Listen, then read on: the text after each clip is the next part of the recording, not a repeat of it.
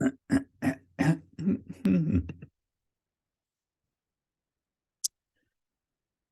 morning, good afternoon, good evening from near Simhachalam. And today is May 13th, 13th of May, 2023. What better day than to have a Saturday Sanga? Being Saturday and being as we have some sort of online facility, we can have online Sangha. And this is very nice. We have much to be grateful for. So let's begin with some pranati. What should we add to our pranati? Maybe we could add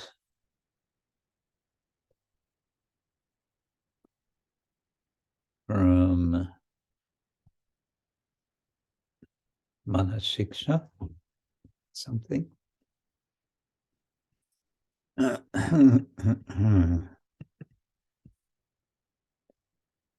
Okay. Om Agyana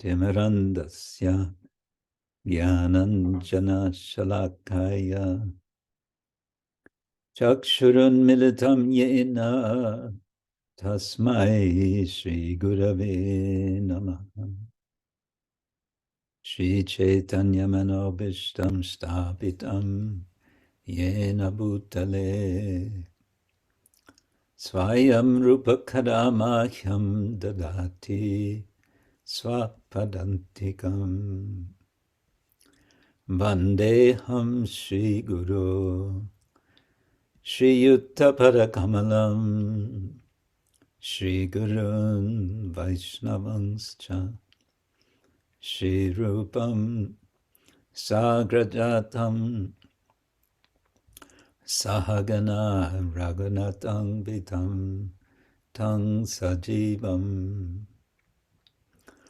Sadvaitam Savadutam Parijana Sahitam Krishna Chaitanya Devam Shri Radha Krishna Padan Sahagana Lalita Shri Vishakhan Vitangscha Nama Om Vishnu Padaya Krishna Prasthaya Bhutale Shrimate Bhaktivedanta Swamin iti namine Namaste Saraswati Deve Gauravani Pracharine Nirvishesha Shunyavadi Paschatya Deshatarine Vancha Kalpatarubhyascha Kripa Sindhubhya Evacha Patitanam Pavanebhyo Vaishnavebhyo Namo Namah Hare Krishna Karuna Sindhu Dinabandhu Jagatpate Gopesha Gopika Kanta Radha Kanta Namostute Tapta Kanchana Gaurangi Radhe Vrindavaneshwari Rishabhanu Sute Devi Pranamami Hari Priye Jai Shri Krishna Chaitanya Prabhu Nityananda Shri Advaita Gadadhar Shivasadi Gaura Bhakta-vrinda Hare Krishna Krishna Krishna Hare Hare Hare Rama, Hare Rama, Rama Rama, Hare Hare. Hare Krishna, Krishna Krishna, Hare Hare. Hare Rama, Rama Rama, Hare Hare. Oh, here's a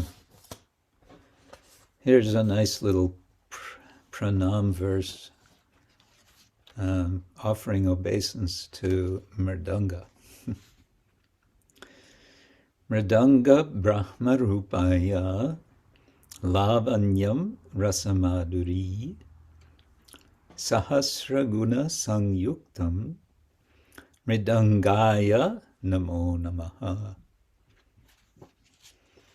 Obeisance, repeated obeisance to Mridanga, who has the form, rupa, of Brahman. Mridanga Brahma Rupaya. And who is Lavanyam, which means very charming, I think, something like that. And who is Rasa Madhuri, whose rasa is sweet. I guess you can translate that way. And who is Sahasra Guna Sangyuktam, who is endowed, Sangyuktam, with, you could translate it as 1,000 qualities or virtues, or as thousands of qualities or virtues. Yeah, Rasa Madhuri, where have I read this? That Krishna's flute appears in Chaitanya Lila in the form of Mridanga. So we associate Krishna's flute very much with Madhurya. Oh, we just got this online. There it is. Mridanga Brahma Rupaya Lavanya Rasamadhuri Sahasra Guna Sangyuktam Mridangaya Namo Namah. I offer my obeisance unto the Mridanga, from which sweet and nectarian sounds emanate. I offer my obeisance again and again unto the Mridanga, who has thousands of good qualities. Okay, so they translate it as thousands, plural.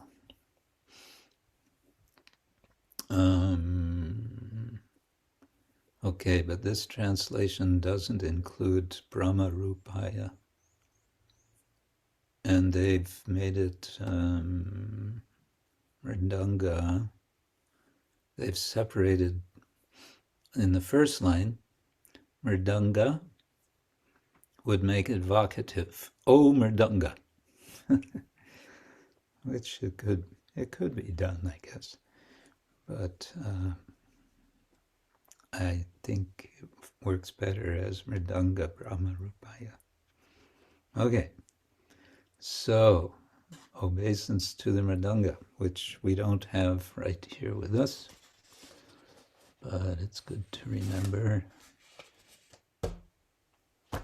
Right. So today we are venturing into the songs of Srila Narottama-dāsa Thakura, and that's very nice. We will begin with the first song of Prarthana.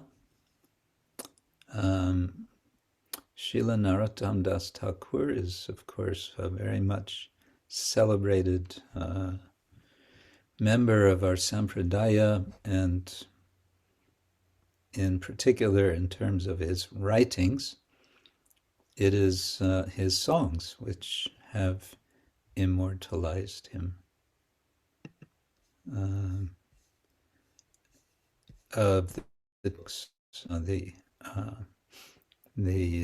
Prarthana, and okay, I need again reminding the title of his other songbook. What is it? Prema Bhakti Chandrika. Prema Bhakti Chandrika. Thank you. Yes, Prema Bhakti Chandrika. So the moon or the little moon, Chandrika can mean little moon or charming moon of Prema Bhakti. And narottama is also known for facilitating the, you can say, the coming together of the Vaishnavas in Kheturi in what is now Bangladesh, where Narottama was, he was the son, how did it go? He was the son of you could say a small kingdom, I don't know, kingdom or simply a large landowner, but in any case, he was of that sort of background. But he was not a Brahmin, and so it was considered quite radical when the Brahmins, who were the Brahmins? I need more help here. Something Narayan became his disciples. Anyway, there was a small revolution in terms of caste designations were there. And then the famous Kheturi festival, which Narottama and Srinivasacharya, and I guess also Shyamananda Prabhu organized, where in some respects the kind of standards, what constitutes Gaudiya Vaishnava philosophy, theology, and practice were established after Lord Chaitanya's departure, some 50 years after his departure. And what else Narottama Thakura is known for is for introducing at the time a new style of kirtan.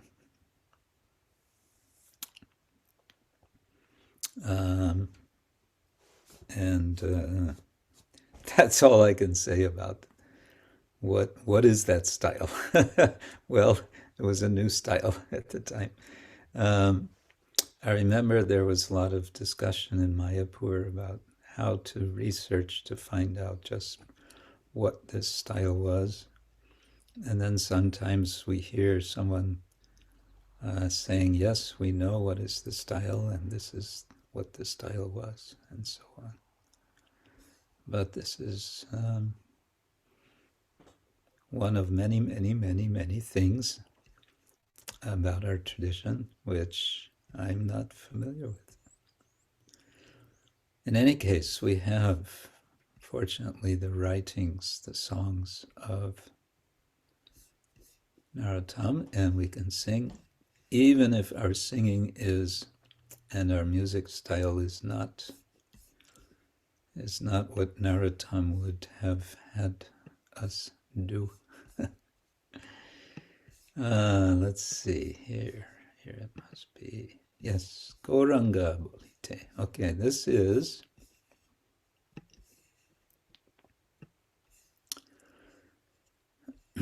Lalasmayi, Prarthana, song number 1.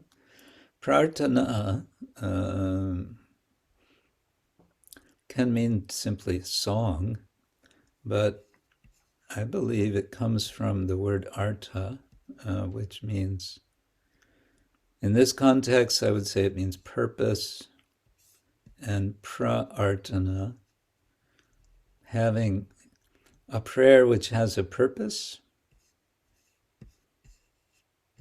possibly. And Lalasmayi, if I remember right, it has to do with expression of longing. And it has this kind of sense of when, oh when will that day be mine? So that's what we're going to get. Gauranga Bolite Habe, pulaka-śarīra Hari Hari Bolite, nayane be nīra. So we get this Habe. In the third verse we get kabe. So these are both future tense.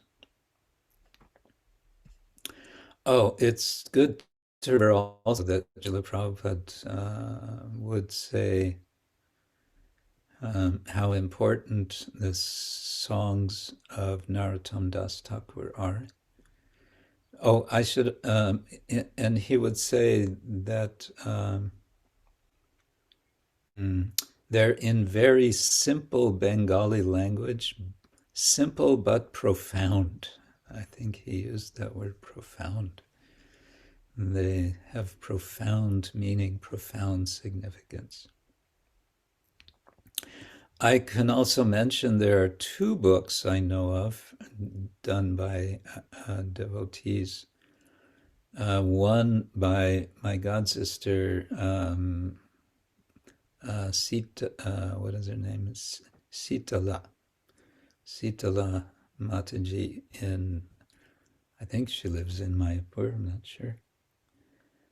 She wrote a biography, or some would say a hagiography of Narottama. And there's another book by Yadunandan Swami, which is based on his teachings from his songs. So he's extracting from the songs and organizing. He's organized the teachings in different, according to different themes. Okay, Gauranga Bolite Habe, pulaka-śarīra Hari Hari Bolite, nayane be nīra. When will that opportune moment come to us? When there will be shivering of the body as soon as we chant Lord Gauranga's name. While chanting Hare Krsna, when will there be tears in the eyes? So, okay, Bolite, when chanting, we all know the expression haribol, and this is actually haribola with a short a, and then we often drop the a ending, bol, and it means chant the name Hari, chant Hari. And Bolite is when chanting Gauranga. Habe will be what? Pulaka-śarīra.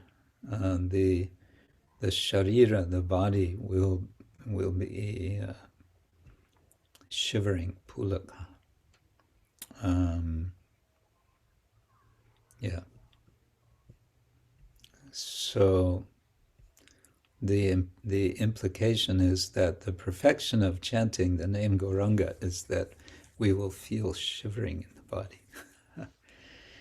And then Hari Hari Bolite, when chanting Hari Hari or Hare Krishna, nayane, in the eyes, babe, I guess that's hoibe without the apostrophe, nīra. There will be, I guess, a filling. Nīra would mean tears, water, and hoibe, filling, will fill. So hoibe is again future tense. So when will there be tears coming to my eyes when I chant Hare Krishna? Aro kabe nitāi-cānder. Oh, we have kabe in the second verse also. And yeah. Aro kabe nitāi-cānder karuna hoibe, sāra-bāsanā, mora, kabe tuccha Habe, hoibe.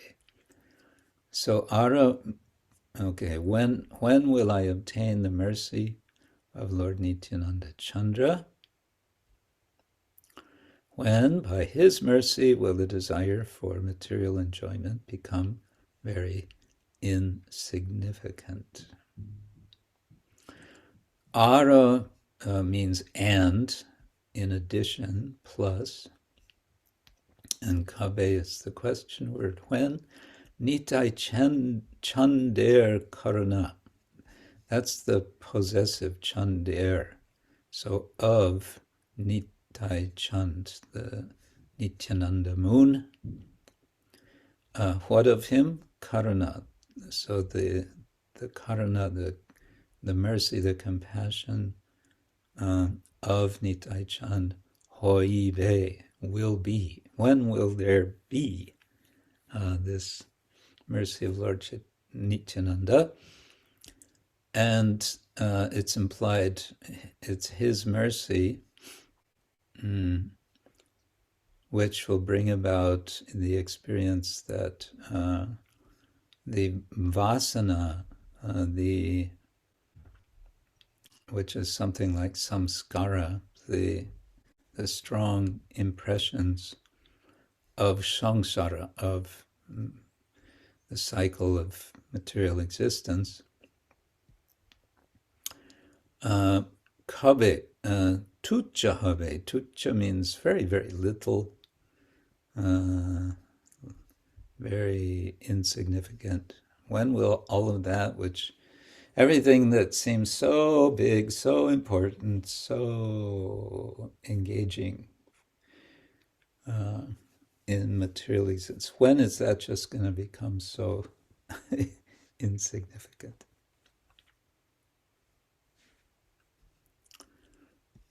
Habe. And then, verse 3, Vishaya, chāriyā, kabe, śuddha Habe, mora, kabe, hāma, herabo, śrī-br. When the mind is completely purified, being freed from material anxieties and desires,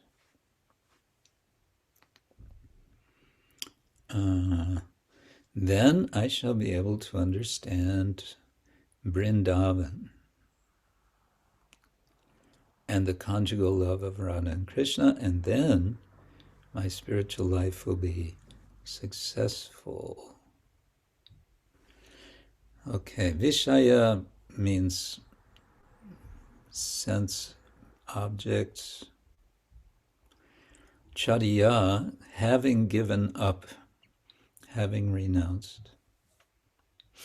So having renounced sense enjoyment.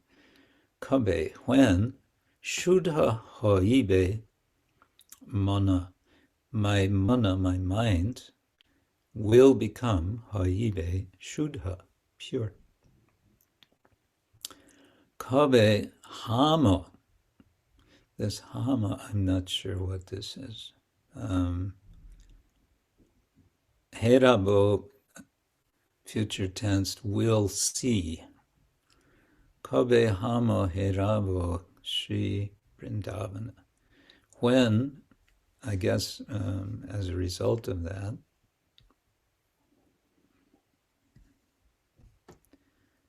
I will see śrī-br. Here it's translated, understand Vrindavan. So the idea of seeing, like in so many languages, to see is also to understand.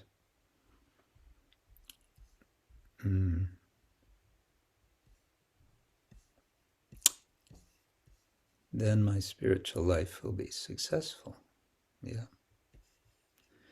Rūpa-raghunātha-pade, hoibe, ākuti, kabe, hāma, again hāma, Bujabo she jugala-pīriti. If,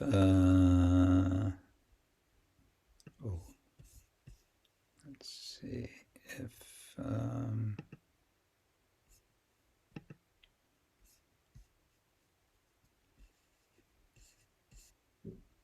okay, if anyone finds online, maybe there's a word-for-word translation. I'm just curious about the word hāma. Rūpa-raghunātha-pade hoibe ākuti. Ākuti, okay, translation. When shall I be very much eager? Yeah, I think this is the idea of ākuti. To study the books left by the six Goswamis, headed by Srila Rupa Goswami and Srila Raghunath Goswami, by their instruction. I shall be able to properly understand the loving affairs of Radha and Krishna. Okay. So, kind of more literally, rūpa-raghunātha-pade, at the feet of Rupa and Raghunath, hoibe will be ākuti, attraction.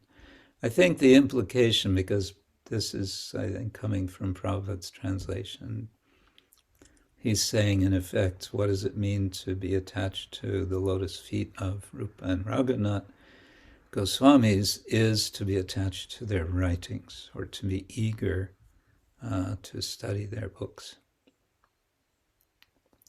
And then kabe, when, hāma, bujabo, I will understand.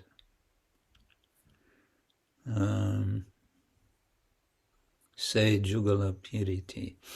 So jugala means two, or the couple, and pīriti is extended priti for the purpose of the rhythm of the song. Jugala-pīriti, the love of Radha and Krishna. And she, it just means this. So that could be a way of explaining also why the translator, maybe it's Prabhupada's translation, verse 3 has said to understand the conjugal love of Radha and Krishna, because that's sort of anticipating what's coming in the fourth verse. And the word she, S-E, she, this yugala-pīriti suggests that he's already implying that in the previous verse. It seems like so to me. Oh, here's a link, synonyms, word for word. Okay. Yeah, if you can find and let us know what is hāma. And if it's anything like Hindi, it just means us or our, of us. Herabo, I will behold. Yeah, okay. Thank you. Rūpa-raghunātha-pade, rahu, mor, asha, Prarthana korayé śuddha, narottama-dāsa. My only aspiration is to attain the lotus feet of the six Goswamis, headed by Srila Rupa Goswami and Srila Raghunath Goswami. Narottama-dāsa constantly prays to attain their lotus feet. Okay. So asha means hope, or desire, or longing. And mora means mine, my hope. And rahu, I'm guessing it literally means remains, or stays, or is kept. or I have kept. It could be the past. Could it? It could be, I think, the past tense of I kept. I kept my hope of the feet, or at the feet of Rupa and Raghunath. Chāriyā, doing the Prarthana, making this prayer. When? Sada, always. Narottama-dāsa. He's giving the banita, his signature at the end. So it's a sweet Prarthana prayer. Shall we try to sing? I stole the harmonium from downstairs. So here we go.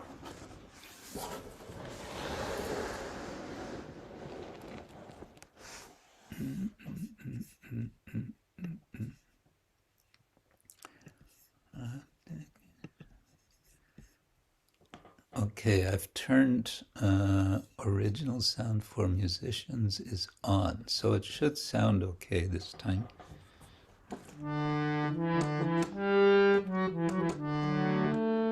Can you hear the harmonium? Yes, Guru Maharaj, we can hear.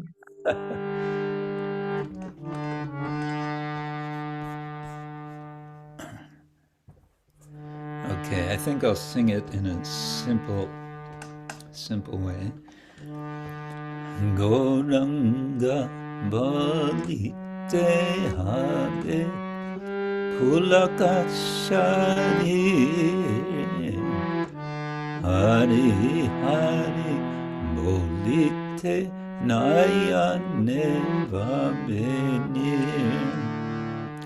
Gaurāńga Bolite Habe pulaka-śarīra Hare Bolite nayane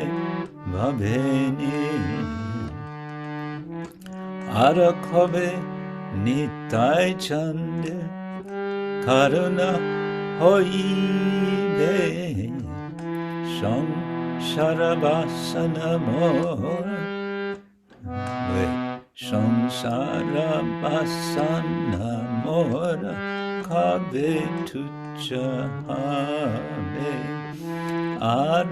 kabe nitāi-cānder karuna hoibe sāra-bāsanā mora kabe tuccha Habe vishaya chāriyā kabe śuddha ma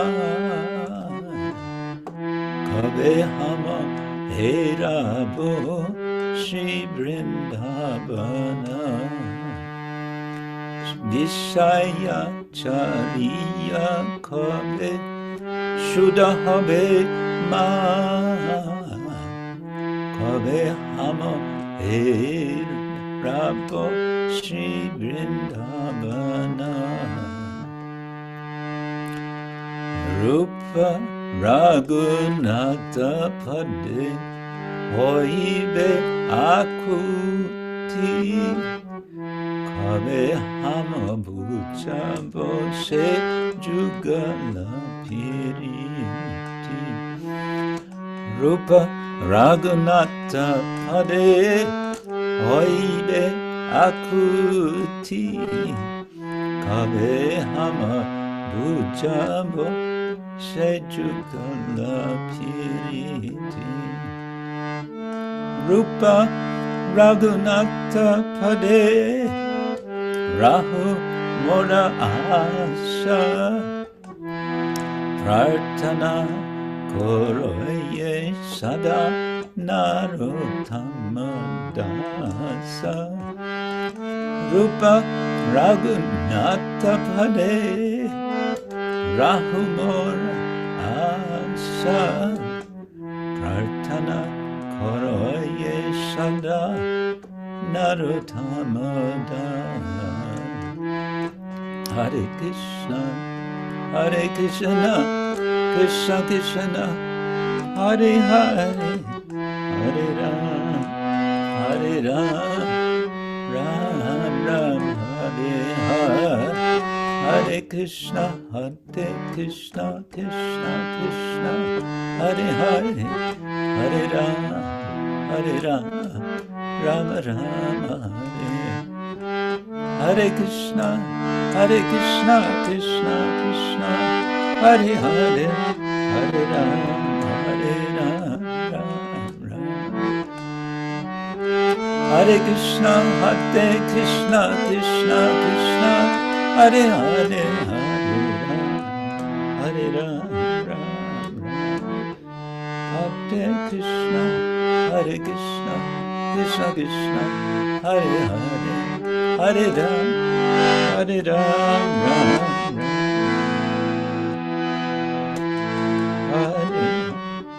Hare Krishna, Krishna Krishna, Hare Hare, Hare Ram, Ram Ram. Hare Krishna, Krishna Krishna, Hare Hare, Hare Ram, Ram Ram. Hare Krishna, Krishna, Hare Hare, Hare Ram, Ram, Hare Krishna, Krishna Krishna, Hare Hare, Hare Ram, Ram Ram. Hare Krishna, Krishna Krishna, Hare Hare, Hare Ram, Ram.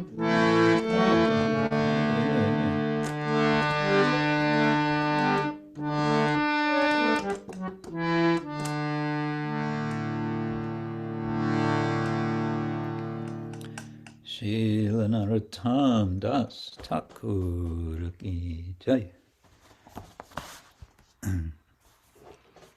So, a song of, hope and anticipation, I would say.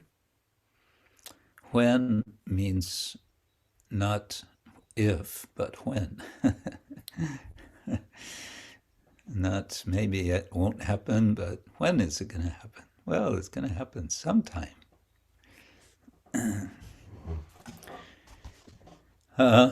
I mentioned Manasiksha, so I guess let's read a Manasiksha verse. Verse number 3, I have opened to. From Raghunātha, since, after all, Narottama has prayed to Raghunāthas in this song, and we understood that having eagerness for being at his feet and of the other Goswamis means reading their writings. So one of the writings of Raghunātha is his Manasiksha in 12 verses. Yadiccherāvāsam rajabhavisarāgam pratijanur yuvadvandvam tachet paricharitamārāt abhilashe sarupam śrī-rupam saganamiha tasya grajamapi sputang premna nityam smaranamatada-tvam srinamana. Listen, O mind, Srinumana. If you desire, yadi itcher, if you desire in every birth, pratijanu, to reside in the land of Raja, avasam Rajabhuvi, with loving attachment, saragam, and you desire to serve the youthful couple, Shri Radha Krishna, Yuva Dvandvang, the two youths.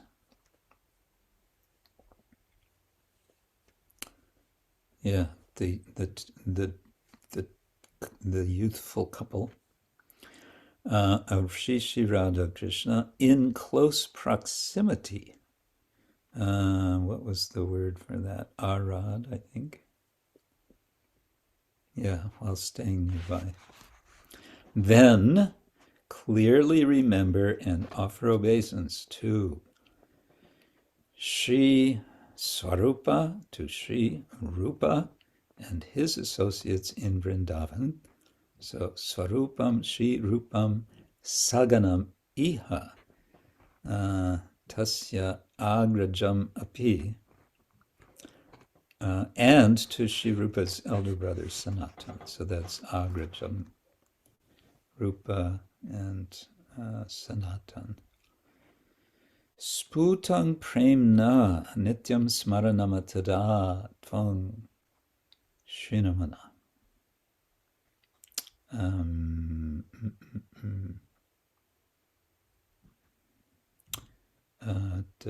Where is that? Yeah, paricharitum, to serve. And the idea of paricharitum, I believe, is to really attentively serve in all respects. Paricharitum. So if you desire to serve them in Vrindavan, Arad, in close proximity, and I don't know how it works in the Sanskrit exactly, but there's two words for desire. One is icha, and the other is abhilasa.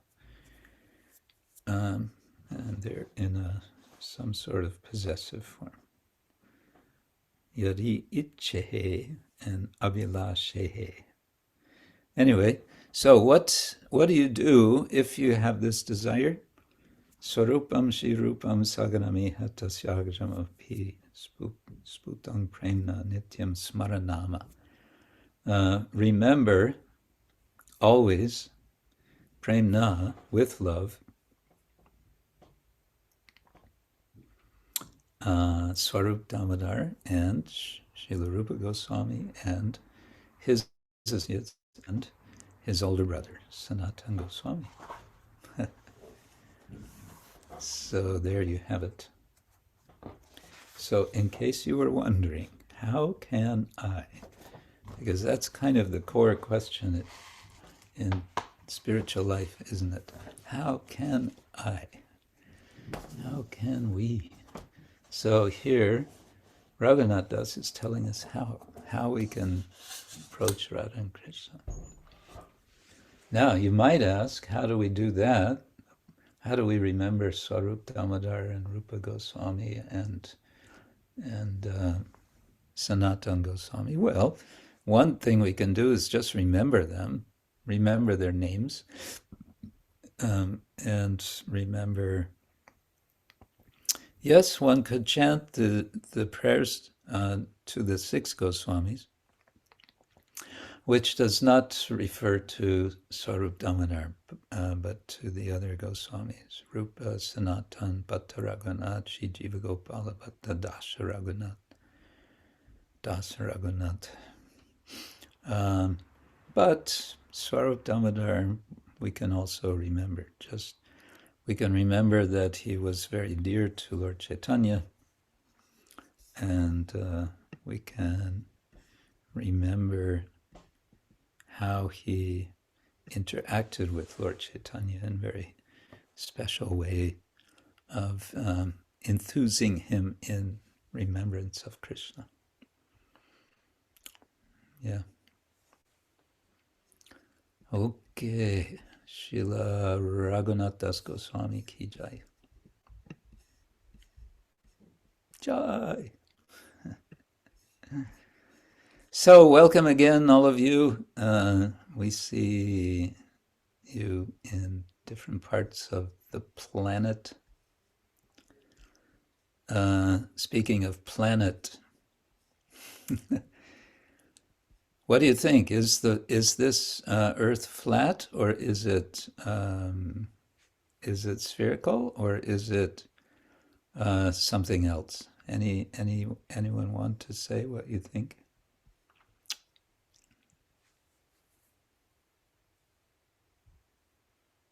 Do we have any flat earthers with us today? Or, you might be, don't be shy if you want to. Maybe you feel today like the earth is flat, and maybe tomorrow you feel like it's a sphere. Maybe next week you feel like it's a cube. Something else? No? You think it's flat. Who is Kali Technic? It's an interesting name. Bhakta Robert. Okay, Robert thinks it's flat, and Martina thinks that it's spherical, round. Oh, we're gonna get a purport from Robert. Oh, okay, it's flat from the 64-dimensional point of view. Okay, great. Okay, I'm still working on, 4 dimensions. 3 dimensions of space plus time. So I don't know what, I wouldn't know where to begin to understand 64 dimensions. Gaurā tells us that the earth is the shape of a pizza. Uh-oh. I think I know what's on your mind, Gaurā.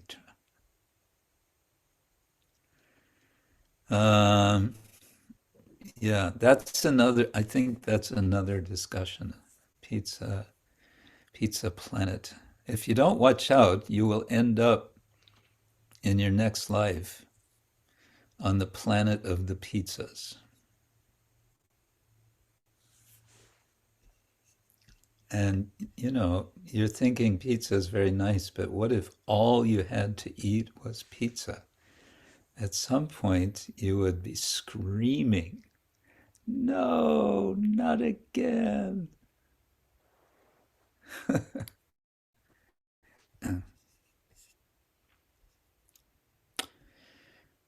Okay, Hridai Ram says, Atmavan manyate jagat.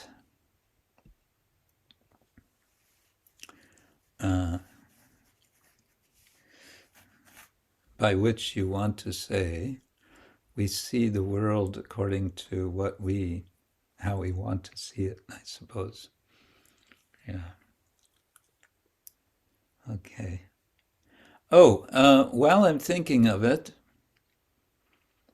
you're all welcome to send me suggestions. Not, I would say better not now, but in some other form. It can be on WhatsApp or email. But if you could send me any suggestions that come to your mind for what I want to do in 2 retreats. One is there's going to be this camp in Serbia, and another is going to be in Switzerland. And I've come up with a title, only a title for my seminar. The title, do you want to know the title of my seminar? Should I give it away? The title of the seminar is, drum roll please, Yoga, the Art of, and then ... and then play. Yoga, the Art of Play.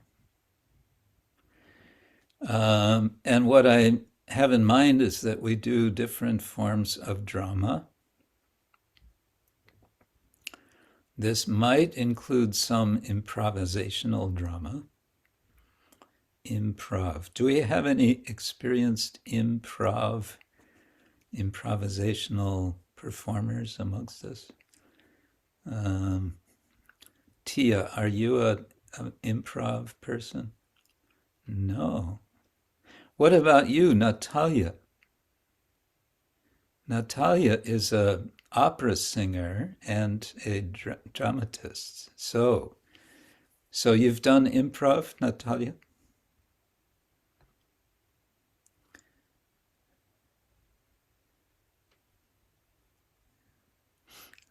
She's not turning on there. Yes, I'm also actress, and I have You have experience. Okay. Maybe you can come to the retreat in Serbia and help us out.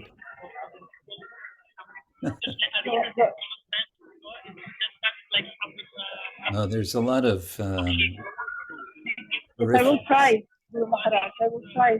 Okay. Yeah. It's I think 3rd week of June. Okay, but now, yeah, if you can turn off your microphone because there's a lot of peripheral sound there. Thank you. Good. Okay. So yeah, any suggestions are welcome. Musical improv, says Robert.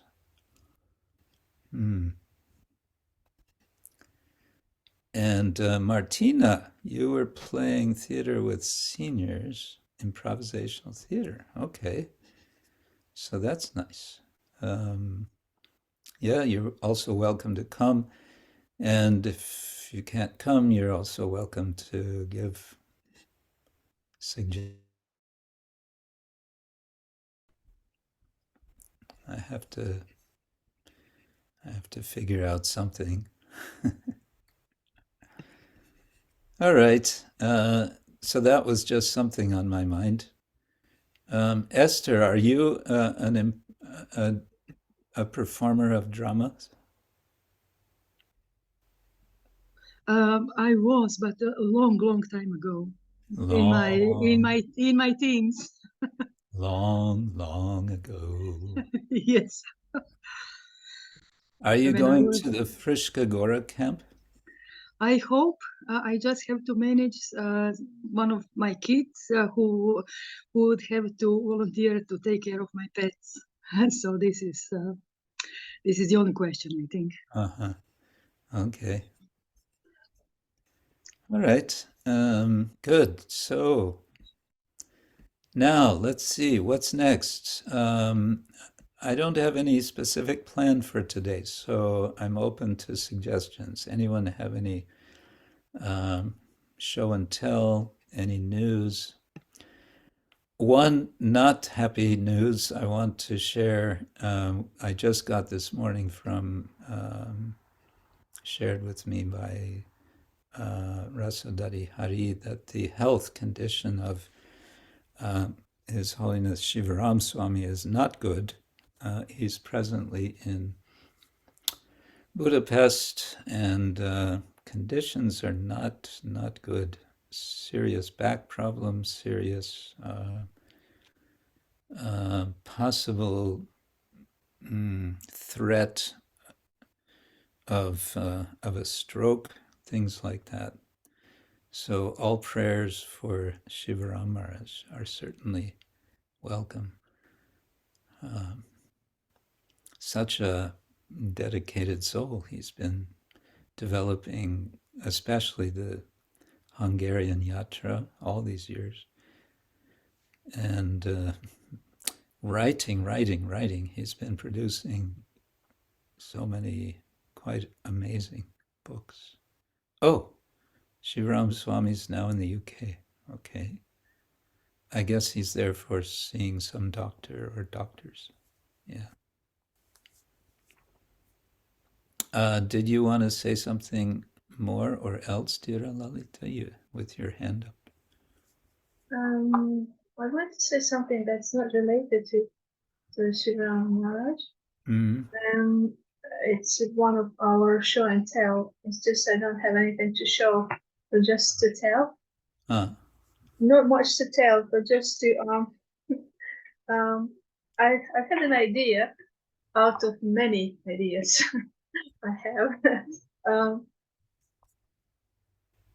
I was thinking about maybe forming a group for our God family to inspire each other to grow plants at home, either in a house or in a garden. And I was thinking that this connection could be so good for all of us. I didn't speak with a God brother Gautamitra Prabhu, who is a real expert in horticulture, but it's just, I was just inspired this morning with this. And we have devotees who know a lot about planting and plants. And I was thinking that connecting with Krishna's creation and helping plants progress as well by being offered to Krishna.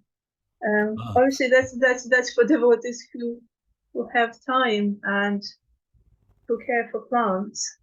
It's not only for those who have gardens. yeah. It would be for those who have flats as well, and for example, plants that oxygenate the air, which are well-known ferns, different types of ferns.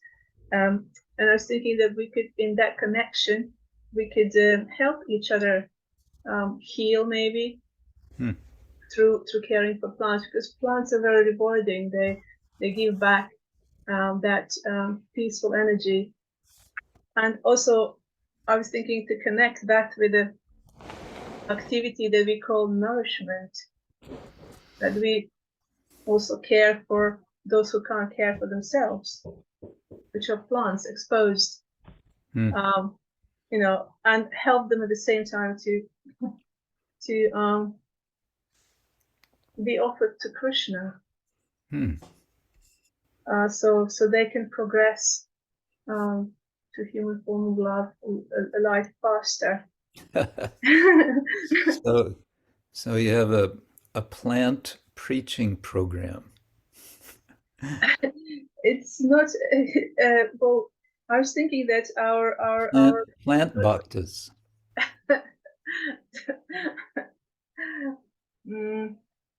Our God family are also full of knowledge, and we could get to know each other as people and help each other in different planting projects.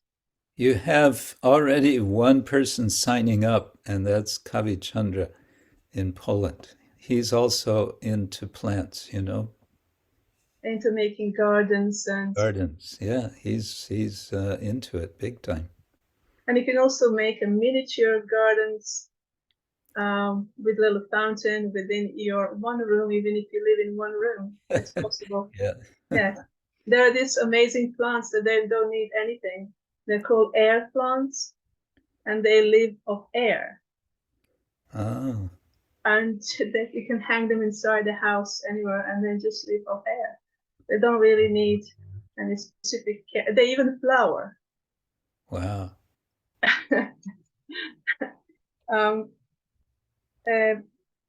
I was also thinking we have very rich backgrounds of our God family. I mean, rich meaning knowledge from all parts of the world, and we can inspire each other and also inspire devotees maybe to be part of the project that we are working on for Guru Maharaj's garden and the front of Sadhana Ashrama in Slovenia. So devotees can give us a hand or knowledge or participate in one way or another. One way or another, yes.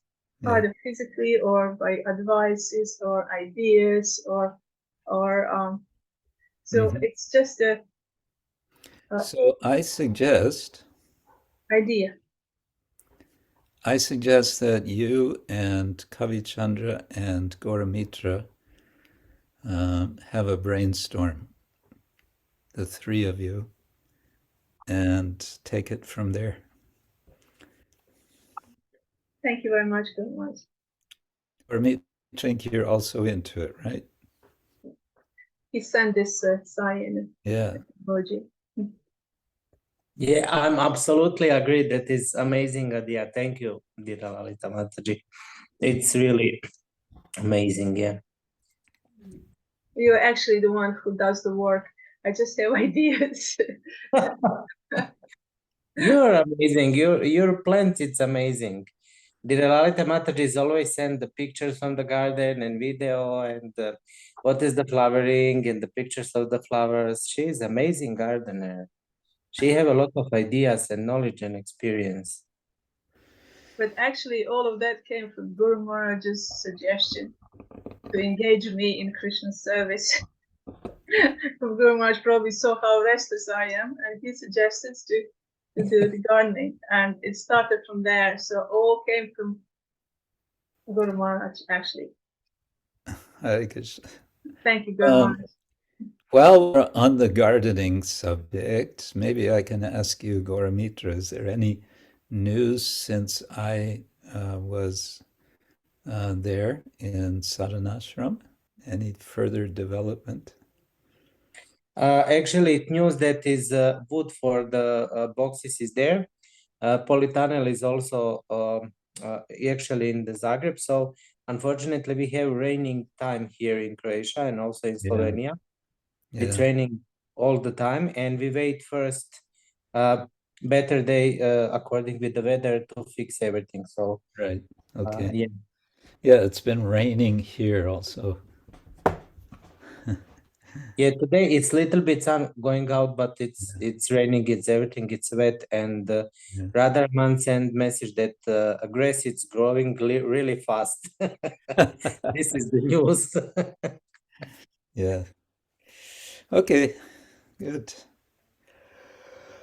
Right. Anything else? Anyone? Any news? Yes, Audarya Chandrika. Hare Krishna, Guru Maharaj. I don't have nothing to say, but I just have a maybe suggestion, because many of you were in Simhachalam for Nrsimha Chaturdashi. Maybe if you would like share something from the festival, how it was. I don't know, maybe also some devotees from here were also there, I know. So just yeah, we would like to hear, because we were not there in person, but yeah, if someone can share something from the festival. Yes, let's see. Well, I know Martina was there. Martina, how's your English for saying something? Yeah, I try my best. Also,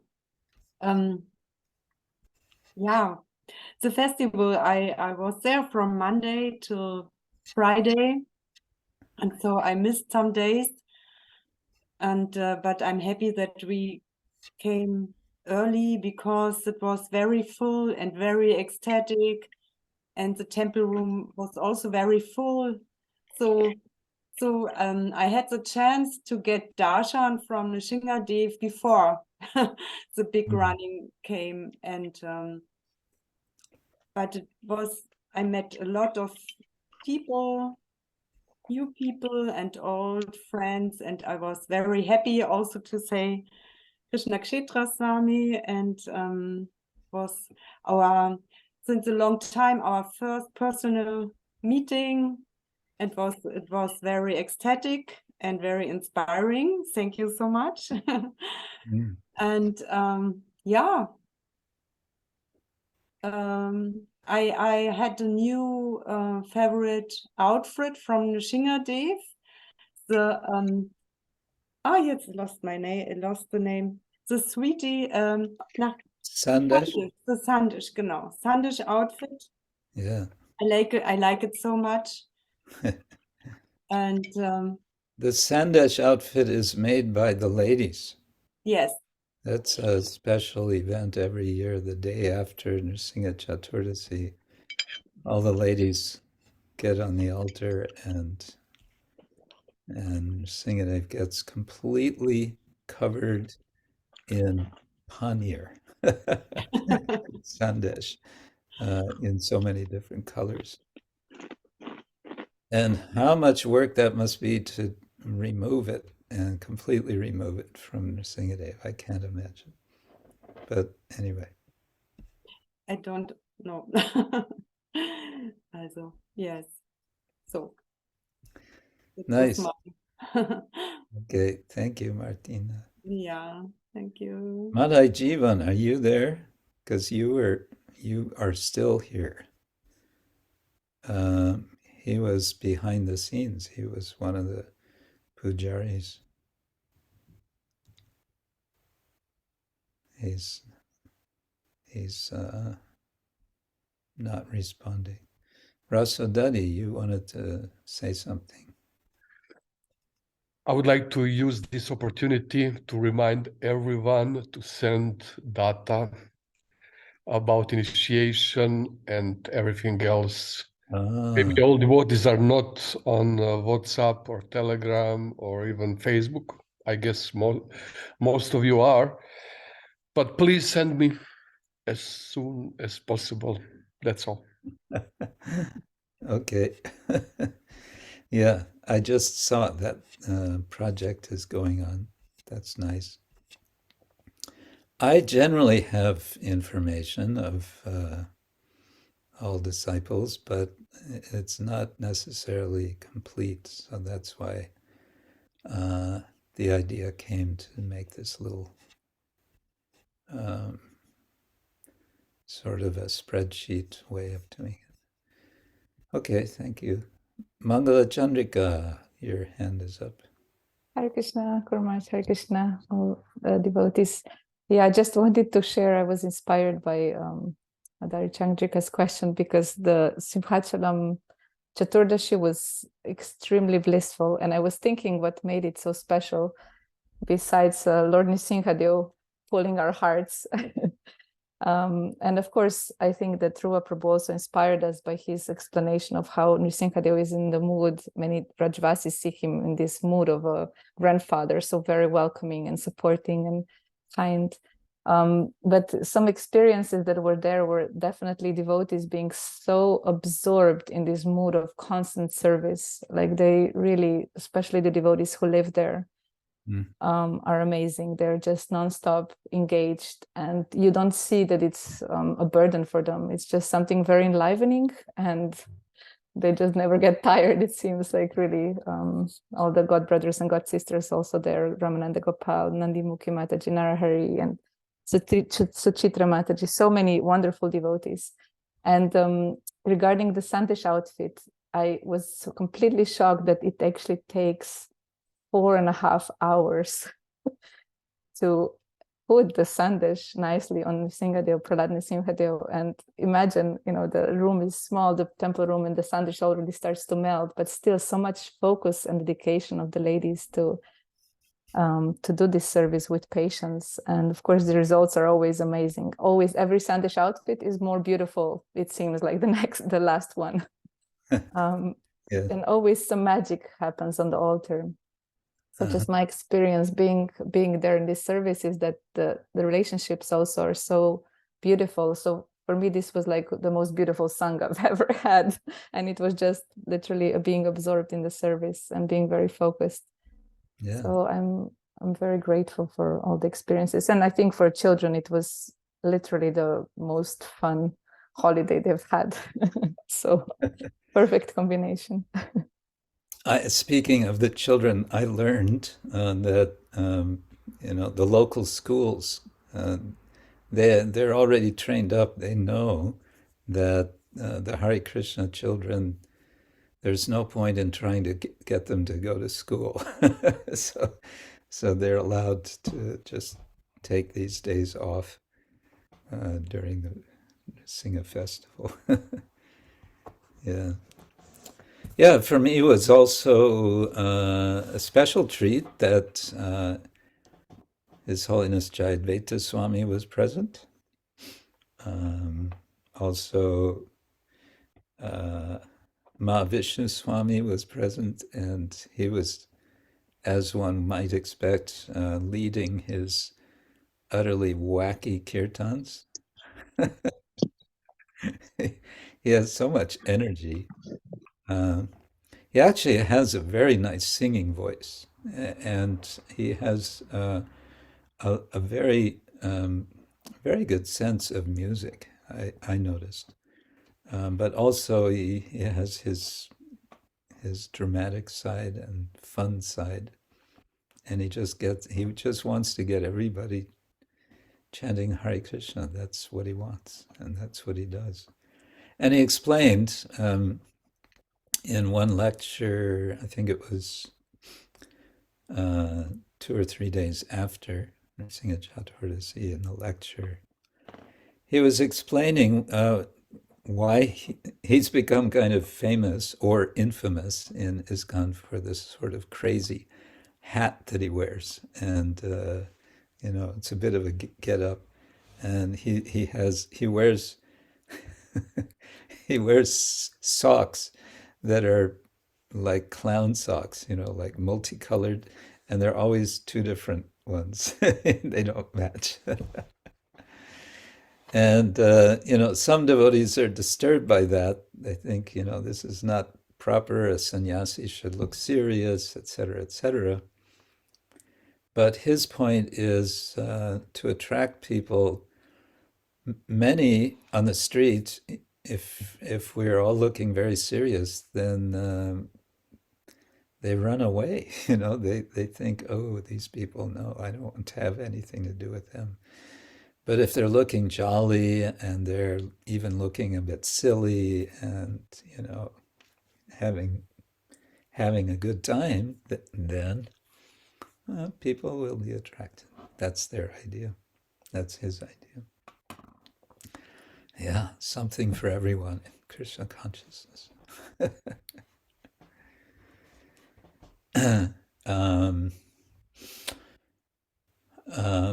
Jayadvaita Maharaj gave a morning Bhagavatam class in which he focused on the subject of a book that he is writing. He is writing a book on Vanaprastha ashrama. And basically, he is urging devotees to take seriously Srila Prabhupada's instruction. He's saying this is an instruction we should be following. That from the age of 50, or around the age of 50, then it's time for the householders to move on to the next ashram. That does not necessarily mean that husband and wife separate, but it does mean that they shift to a lifestyle, we may say, that is more focused on spiritual activities and spiritual culture. So he gave a nice talk, nice lecture on that.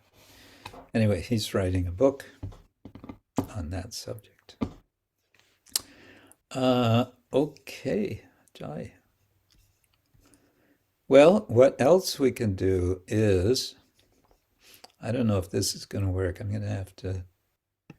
I'm thinking to read a little bit to you of what I'm writing, which is very much in draft form, but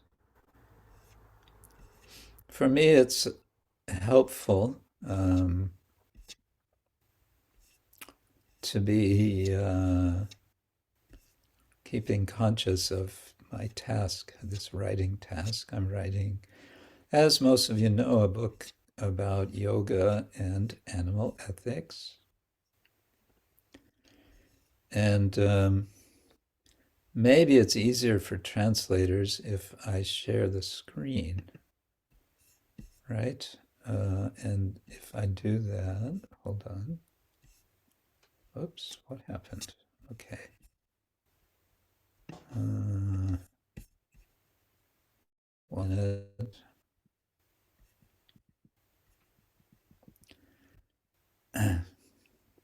Okay.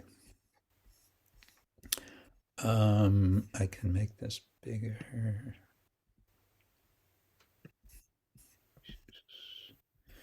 Okay, let's see if we can do this. Put that there, and this down here, maybe like that. And then I share the screen. Where are we? Here, okay. Would this be interesting for you if I read some of this? Yes, Guru Maharaj. With apologies to our translators, Daityesha, and who else? Is Somya Karani translating? And I don't know if Kavi Chandra is translating. Anyway, okay, let's see what happens.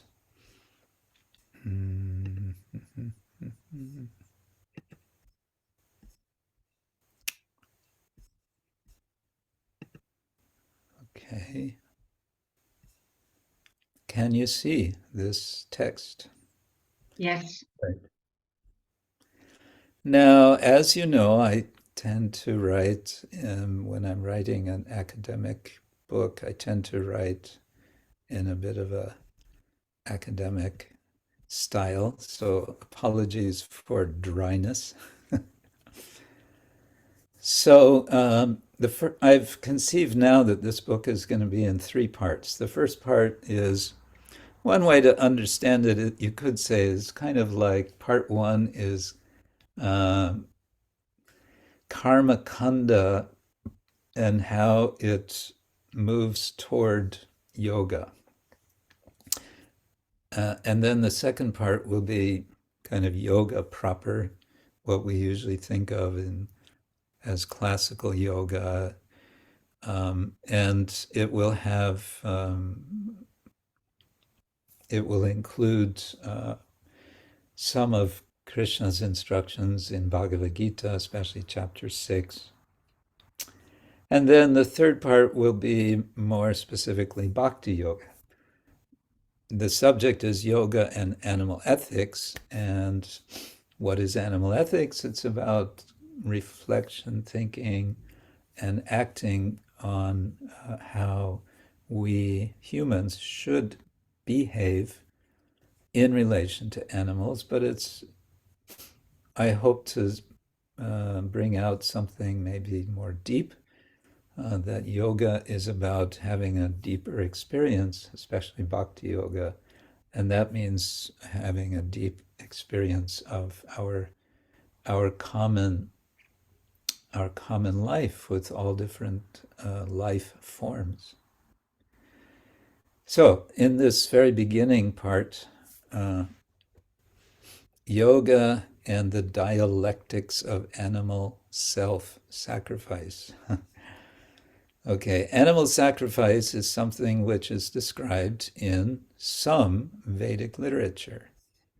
And even though there are people who argue that no, actually there was never any real animal sacrifice done, I find those arguments not very convincing.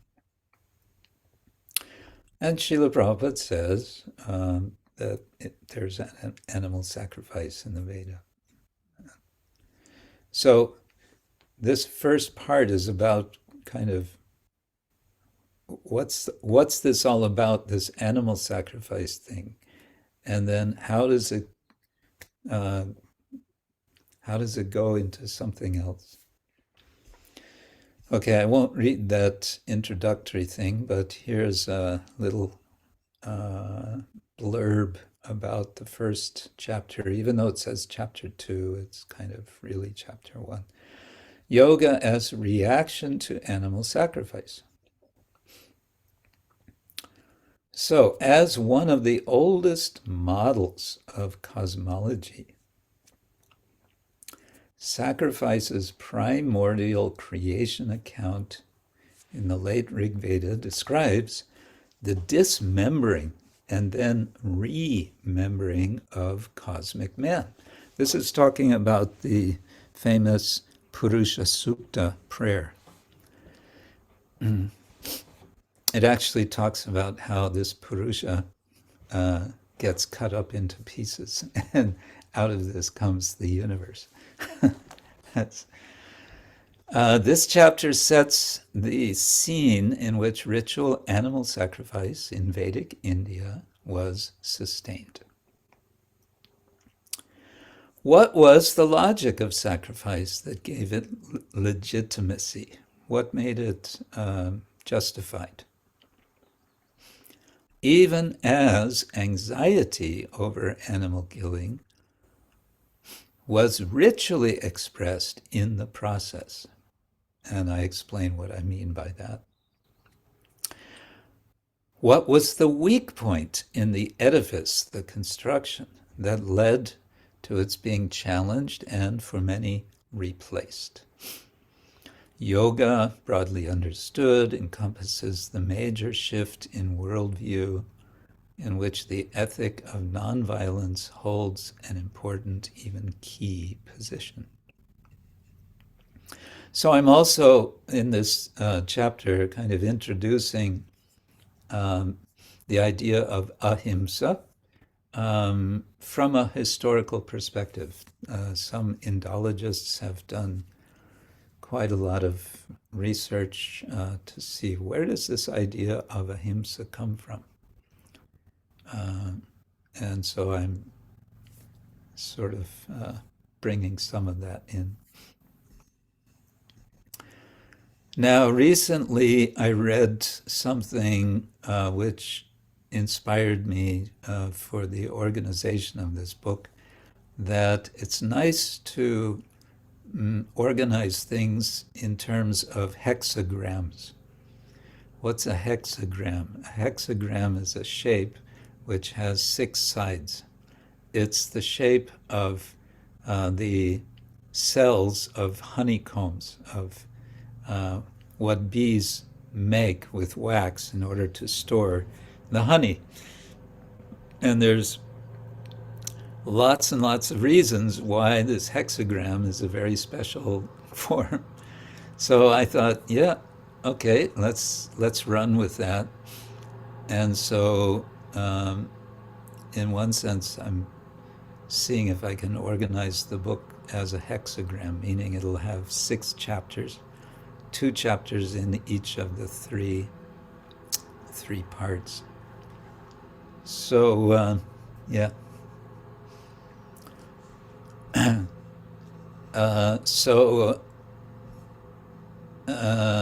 Okay, so this chapter, yes, and then within each chapter, I've conceived of 6 main points that I want to make. And I don't know, so far I found it's actually very helpful.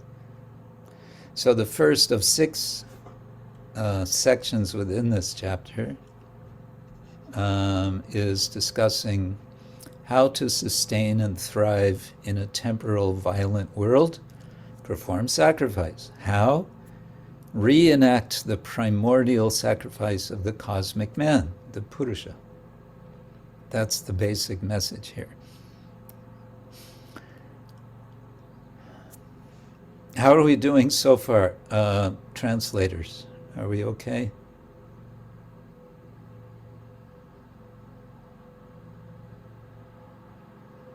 I hope so.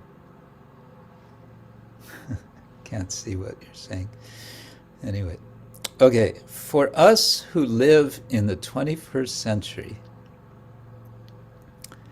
it is hardly possible to conceive of life 3,000 or more years ago in the northern plain of the South Asian subcontinent. Even with the profusion of writings, the Veda hymns, and their extensive elaborations, extending over a millennium of ritual prescription, narrative explanation, and reflective thought, we are challenged to infer the dynamics of human lives and of the animal presence with which humans would have had considerable interaction. What is clear from these texts is that what we call ritual activity had great, even central importance. This was activity required by a cosmos understood to be complete in itself, but nonetheless requiring exactingly orchestrated demonstrations of responsiveness and reciprocation with its varied sorts of inhabitants. In other words, ritual had to be done, and it had to be done right.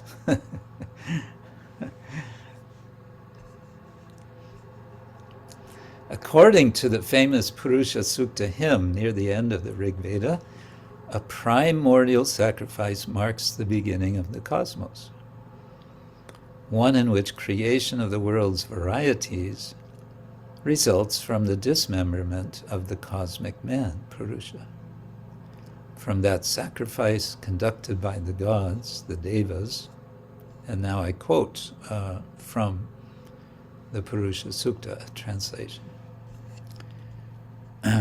From that sacrifice conducted by the gods, the Devas, completely offered, the clotted butter was brought together. That sacrifice made the beasts, the animals, those of the air, of the forest, and of the village. From that sacrifice, the horses were born, and whatever has cutting teeth in both jaws. The cows as well were born from it. From it were born goats and sheep. Okay, well, that's just one of 16, or two, I guess. It's 2 verses of the 16. Abstruse, that is obscure, as this hymn's 16 stanzas are in this extract, we can glimpse the cause-effect sacrificial process from which, in this case, first, an essential ingredient for fire oblations, clotted butter, which I had to look this up, means clarified butter mixed with coagulated milk, was taken to be produced. Then come domestic animals that in other texts are prescribed for offering in sacrifice, listed from most to least valued: horses, then cows, then goats, and then sheep. So in some texts, if you're going to make an animal sacrifice, the best animal to sacrifice is a horse. And if you can't sacrifice a horse, okay, then a cow. And if not a cow, then okay, goat. And if not a goat, then it's sheep. And in some lists, there are 5 animals. And the first and the best to sacrifice is a human. Purusha Meda. And there's a lot of debates. Was this ever done? Did they actually ever really sacrifice humans? Some say, no, it was just theoretical, and always there's been the principle of substitution. And I talk about that in this. The hymn, that is the Purusha Sukta, subsequently and famously or infamously recounts the creation of a 4-fold division of labor for human society, patterned after the cosmic man's differentiated form: head, arms, torso, and feet. As a product of the primordial sacrifice, this division is also the model for what becomes the hierarchical social structure that is understood to have as its central purpose the performance of sacrifice. Quote, the central action that was meant to motivate and sustain the entire universe. And then I have a long quote from Angelica Malinar, professor at University of Zurich. I don't know if I should read all of that. Maybe just to the explanation. Thus, notions of cooperation, regeneration, wholeness, re-embodiment, and continuity of life in another realm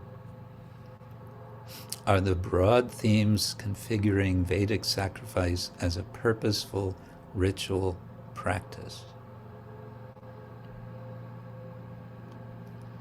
Okay, that's the theory, and then I say, but most probably the performers of these sacrifices, the sponsors and their priests, did not consciously consider their rites in such abstract terms. For sponsors, the immediate impetus was surely the hope for tangible rewards in this life and similar rewards in a future life. And priests anticipated tangible rewards from the sponsors. Yet it is also safe to assume that these rites were performed out of some notion of duty.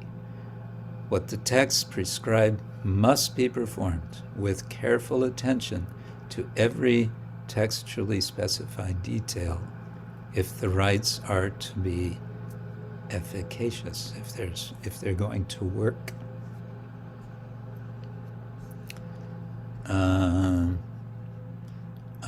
I may be losing my audience by now. Okay, let me stop there and see if there's any questions or comments on any of that. Did any of that make any sense?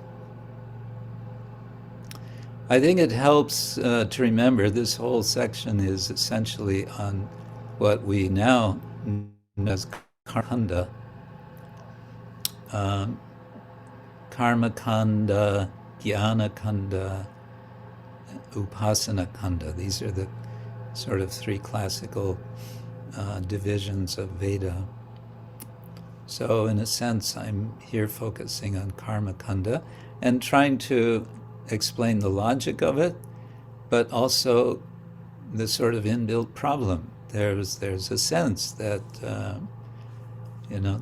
we're not getting necessarily what we think we're getting by doing this, and so eventually we get the different breakaway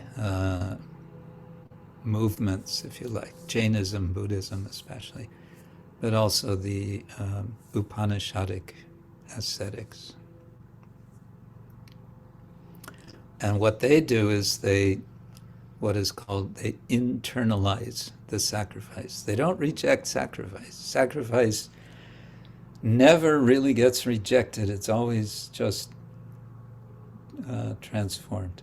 And with this internalization comes all the ideas with yoga, including or beginning with ahimsa, nonviolence, and that's the connection to animal ethics. Rasa Daddy wants to show us something. No? Oh. Okay.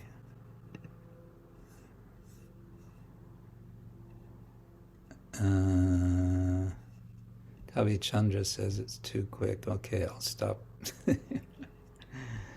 I will be merciful and stop reading.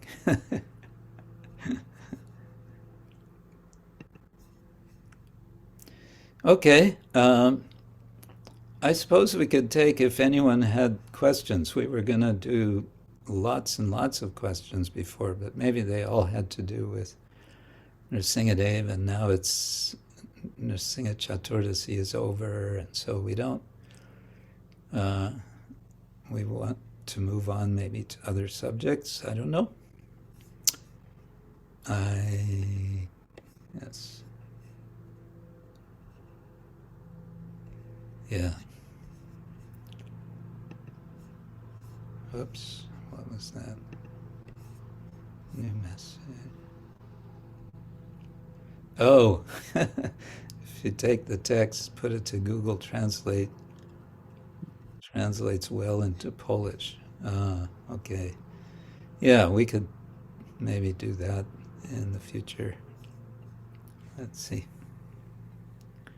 Anyway, as I said, this is early draft. It's not, it could become completely different after editing. Rasodadi Hari. Guru Maharaj, do you have in any near future some plan to write a commentary on specific Shastra? A commentary on specific. Yeah, you are good. I'm just into this Paravidya Mala. Yeah. Your comments. So I maybe thought maybe some Sandarbha or something. I have one idea, but it would take a lot of research and I just don't have time for it. But I'm curious, I've been curious for a long time about the Atma-rama verse and how Lord Chaitanya gives 18 ways of explaining, 18 and then 61. And I've always wondered, well, if you would kind of spell out each one of those, what would they look like, and what would be the significance of that, if we could grasp it. Basically, what we get from Chaitanya Charitamrita is kind of a sketch, which it explains how it's possible to derive 61 different meanings. It's not spelled out, and to really spell it out, I don't know, it might be interesting, but I would need to get help from some really good Sanskritist, someone like Hari Parshad Prabhu, I think, to do that. So that's one idea I had. Beyond that, I mean, there's lots of things one could do if one had time. But it always seems like just when I think I have a little time, then something comes up and then I should work on that. Just 2 or 3 days ago, I got an invitation to participate in I got 2 invitations. One conference coming up in Dubrovnik. I don't know if I told about that before. It's an Indological conference on the Sanskrit epics and Puranas.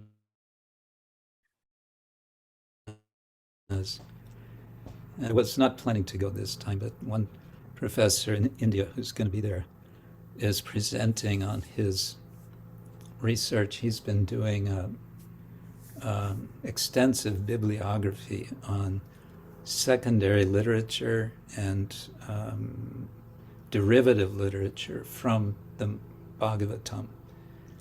And he's published first volume of that bibliography.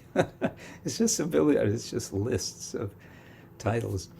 So he's going to present that at this conference, and he said, oh, you should also come and we'll have a panel and we'll discuss the Bhagavatam, because you're doing the Bhagavat research project and you should be there.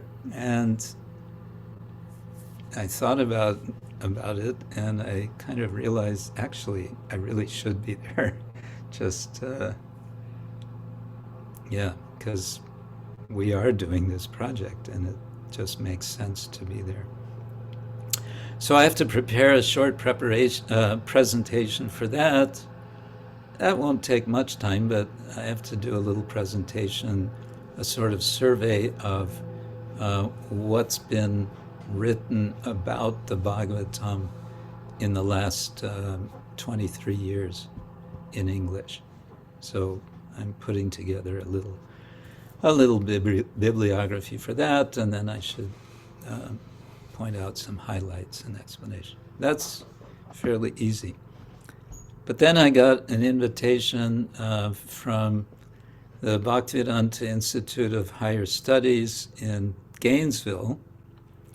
This coming November, they're having a conference on Vedic cosmology. They call it Vedic. I think it's Puranic cosmology, but okay. They want me to present on hermeneutics in relation to this subject. And the reason they asked is because maybe I mentioned once before, they asked me to write a foreword for their book, which is coming out. That's why I asked in the beginning of the session today, who says the earth is flat and who says it's spherical, because they've written a book on this subject. And they asked me to write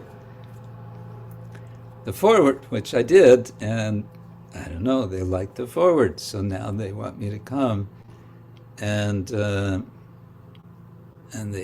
even offering to pay my way, and so they're serious. We'll see. I sent them what I think might be my title. Let's see if they like it or not. But the point is, I get these things. Can you do this? Can you do that? Can you review this article? Can you review that article for academic journals? So, yeah. Krishna, Krishna, Krishna, hey.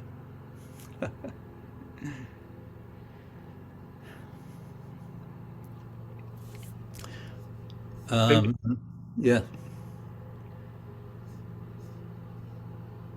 Let's see, Rajalilavati, is it the same conference as in 2009? Yeah, it's called DICSEP, the Dubrovnik International Conference on the Sanskrit Epics and Puranas. Same organizers, same people.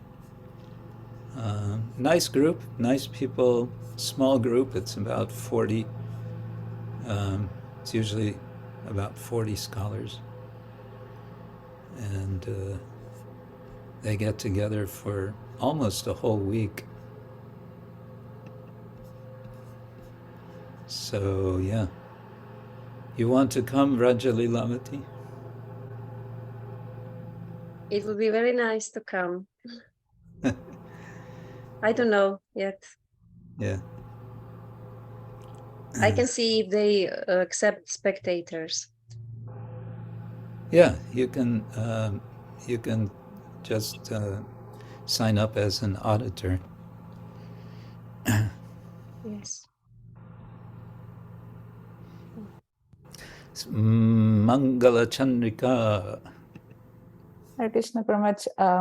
I have 2 questions that I've submitted to Adarya Chandrika some time ago, so she encouraged me to ask them now. I hope it's okay. All right. Maybe it's just enough time. My first question was because we are singing these songs of Bhaktivinoda Thakur for a long time, actually, and I many times feel very sorry that I've missed many of them. But such an inspiration, and there's so much different mood that Bhaktivinoda Thakur expresses. So I was just wondering if you perhaps have a favorite song or a batch of favorite songs of Bhaktivinoda Thakur. Oh, I always have trouble with that question. What's your favorite X, Y, or Z? Ever since I was a kid, people would ask me, what's your favorite, color, and what's your favorite food, and this and that. And I always felt like, why do I have to have one favorite? I don't know. What I like about Bhaktivinoda Thakur's songs is he was very consciously writing with didactic purposes. He's a teacher, and so, for example, his Sharanagati, I happen to have the songbook of his Sharanagati right next to me here. I like how he's systematic, you know, he takes all the 6 principles of Sharanagati, and then he composes not one, but several songs for each of these 6 categories. Yeah, for Atma-nivedana, it's 8 songs. For 3 of the others sections, 4 of the other, it's 4 songs. And for Dainya, it's 7 songs. Anyway, it's a lot of songs.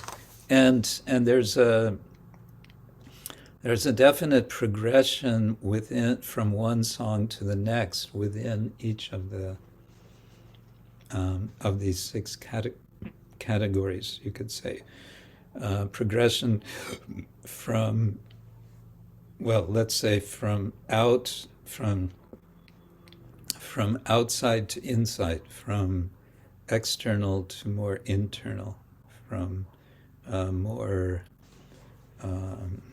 preliminary to more deep, more advanced. So I like this very much. I think everyone's favorite song of Bhaktivinoda Thakur is a short one, and I think you all know it. It begins, Sharira Vidyaja Jadendriya Teka Jive Pele Vishaya Shagore. And what not everyone knows is that he wrote 6 of those Seva songs, and this, what we know, is the first one. There are five others. So it would be nice if we could learn all of them, and then we could, I don't know, we could rotate each day or something. I pretty much know the second one. I started learning the third one. Yeah, that's what I would say about Bhaktivinoda Thakur songs. I think he also wrote like a commentary on Upadeshamrita, isn't it? I think he elaborated on some verses. Yes, yes, he does that. Let's see. He's, what is it? Kabe, Habe, Bolo, Sedina, Amar. That's a kind of elaboration on the Shikshashtakam. And yes, his Ohe Vaishnava Thakur, Doyara Sagara Edase Karana Kori, Diapada Jaya Shodohe Amae Bosheji, Sangara Ache, Chai Bego Domi, Chai Dosha Shodi, Chai Guna Deho Dase, Chai Shat Sanga Deho He Amae Bosheji. Anyway. So he has 4 chais, meaning 6. So he summarizes 4 of the verses, I think, in Upadeshamrita. Chai Begodomi. Give me the ability to subdue my 6 vegas, the pushings. Chai Dosha Shodhi, and purify me of the 6 doshas, the 6 faults, atyahara prayasas cha prajalpo niyamagra. Chai guna deho dase, and give me, bless me to have the 6 qualities, utsaha nischaya darya tat karma pravartana, etc. Chai satsanga, and give me the 6 kinds of association. Dadati, pratigrinati, guhyam, akyati, pritchati, bhunkte bojayate chaiva. Yeah, that's a nice song. Thank you, Guru Maharaj. I have another question. I hope it's okay. And I don't know how much space you have here for elaboration, but we were speaking with God brothers and God sisters on some occasions about the notion of Shiksha Guru. And we're trying to remember some points that you would be making on that, because it seems that, you know, we're not talking so much about, in general, in our society, about the position of a Shiksha Guru in relation to Diksha Guru and so on. So I was just wondering if you have some points you want to share. There's a nice book that Shivaram Swami wrote several years ago on this subject. He's very good for sort of bringing together all the resources for any particular subject. So that's what he did with that book. I don't know if it's still available, but it's a very good book. And yeah, my inclination is to say it's all there. The basic point that Krishnadas Kaviraj Goswami makes is that there's two kinds of guru. There's the Diksha Guru and the Shiksha Guru. One has one Diksha Guru, one may have more than one Shiksha Gurus, and they are equal. They are to be equally respected and attended to and so on and served. And it's true, we don't have somehow in our society, we have not, sometimes it comes up that, oh, we should, but it seems we don't know how to more formalize and to make it more publicly appreciated, so to say, that this person is the Shiksha Guru of this person. Whether that has to be public, I don't know, but somehow more recognition of Shiksha Gurus. I find it interesting, I just find it very intriguing that in the whole controversy that seems to have no end about women gurus, whether they can be gurus or not. As far as I know, from what I've heard, those who are so very strongly objecting to women Diksha Gurus have no problem with the idea of women Shiksha Gurus. And I just find that very intriguing. There's something about the Diksha element, the giving of a mantra, which they feel is not the domain for the ladies. And on the other side, our tradition says Shiksha, Diksha Gurus are equal. They are the same. They're to be respected equally. So, yes. Why is that? Rajali Lavati asks. And my answer is, aside from this point that they're very concerned somehow that giving of mantra is not the business, I can't say. Then you can ask, why is giving mantra not the business of women? Well, what I've heard is, and I'm not expecting you to be convinced by this, what I've heard is they say, well, the giving of the Gayatri mantra, well, first of all, there's the idea that women should not receive Gayatri mantra at all.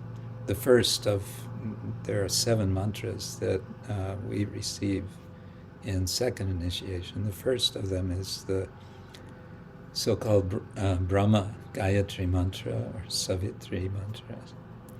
And there's this notion which we in the Shastra Advisory Council did not accept. We did a lot of research and we rejected this idea that women should not receive Brahma Gayatri. There's funny ideas that if they chant Gayatri mantra, it'll have opposite effect. It will harden the heart or something like this. We tried to chase down the source of that. It's just some, somebody told somebody who told somebody who told somebody, and that's what they say in the Gaudiya Math. Where is it written? Where did any of our acharyas say that? No, it's not there. It may be some tantric idea from the Shaktas, who knows? So they say, well, okay, even if you accept that women can get Gayatri mantra, but women don't receive the Gayatri, the Gayatri thread. They don't wear a thread.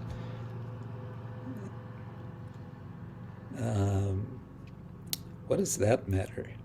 This thread is just, the thread is actually just a substitute for upper cloth. The ladies are always wearing upper cloth. What's the problem?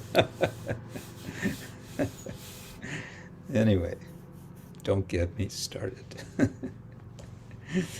So I was just saying that it's interesting to me. It's like, as a phenomenon,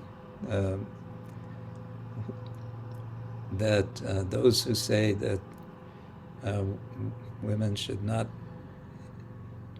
be allowed to give mantras, they're perfectly free to give shiksha, to be shiksha gurus. So from one perspective, I'm inclined to say, okay, let's not fight about it. Let's leave it as in that way for the time being. All right, let's agree that women don't give diksha, at least for now. But in that case, let's elevate the position of the shiksha guru to one of proper honoring equal to that of the shiksha guru, equal to that of the diksha guru.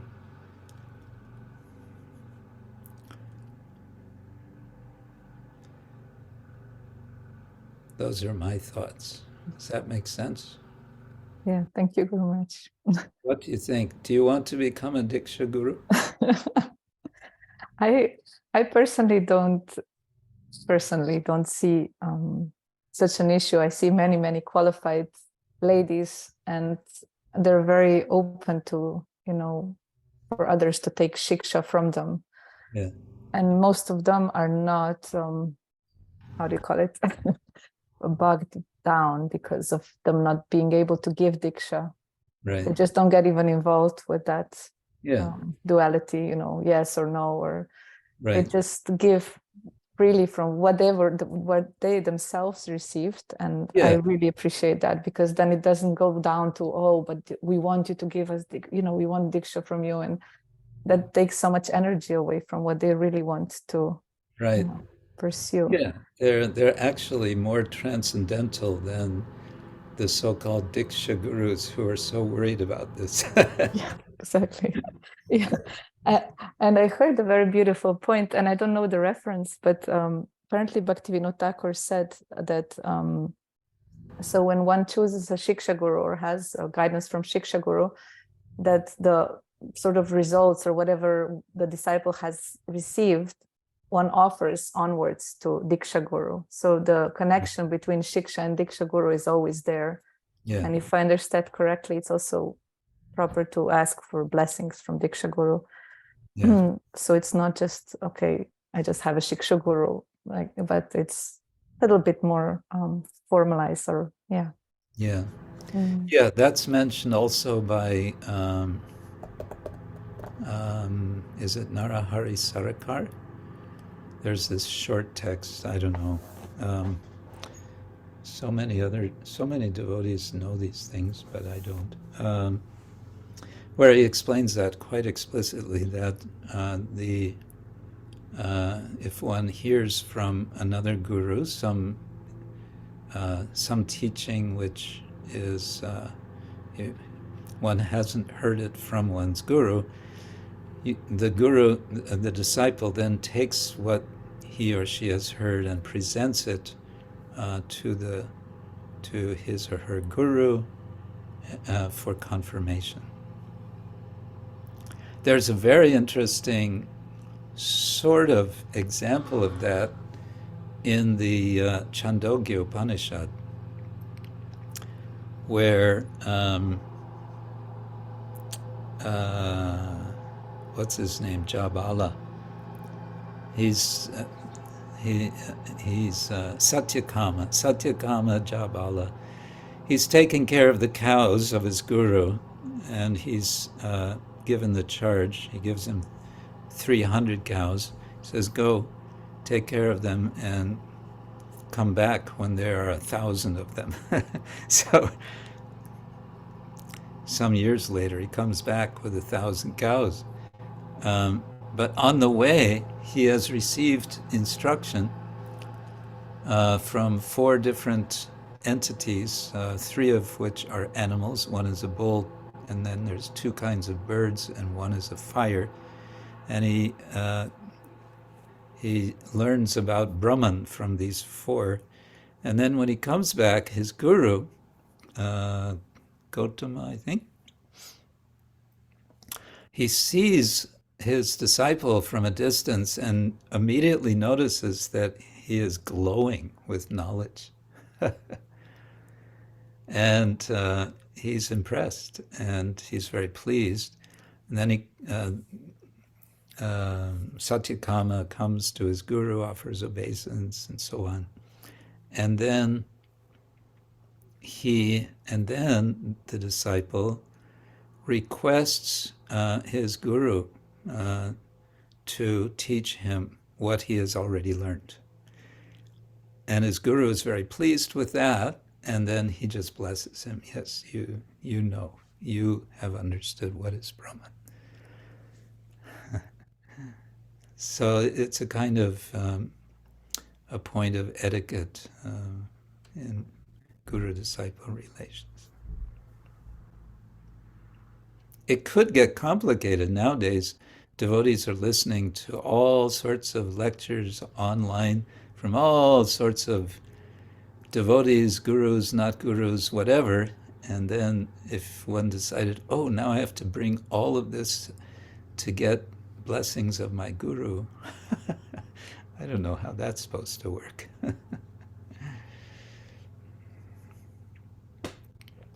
On that note of uncertainty, Hare Krishna.